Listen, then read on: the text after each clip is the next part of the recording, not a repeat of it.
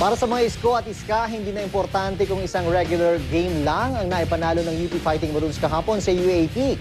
Ipinagdiwang nila ito na tila nag-champion ang kanilang mga pambato at ginawang dahilan para makapag-bonding at magsaya kasama ang mga pamilya at barkada.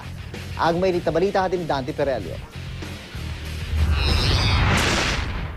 Aakalain mong championship victory party ang eksena sa UP Sunken Garden kagabi matapos manalo sa score na 76-64 ang UP Fighting Maroons kontra Adamson University Falcons sa Season 77 ng UAAP Men's Basketball Tournament sa Mall of Asia Arena sa Pasay City kahapon. Ito kasi ang kanilang unang panalo sa loob ng 2 taon at matapos ang 27 talo.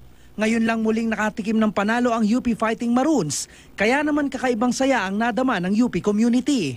For the longest time ever, ang sinasabi ay mga taga-UP hanggang sa studies lang academic.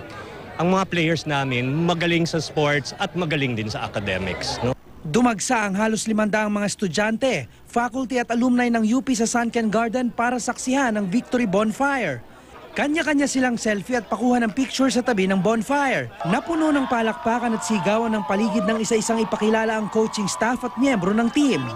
We didn't expect it because we knew that Adamson wasn't going to give the win to us. So I think it boils down to preparation. We prepared for this game more than, with all humility, we know that this is our best chance to get a win. Umaasa ang lahat rito na ito na ang simula ng marami pang tagumpay ng UP Fighting Maroons sa mga susunod pa nilang laban hanggang sa marating ang pangarap nilang kampyonato. We are just in the process of building up. This is just a win, but the significance of ending a losing streak is what we are celebrating. Matapos nilang magbigay ng mensahe ng pasasalamat, sabay-sabay nilang inawit ang UP hymn. Itinuloy ang kasiyahan sa pamamagitan ng mini-concert kung saan nag-perform ang ilang mga artist at banda. Dante Perelio, GMA News.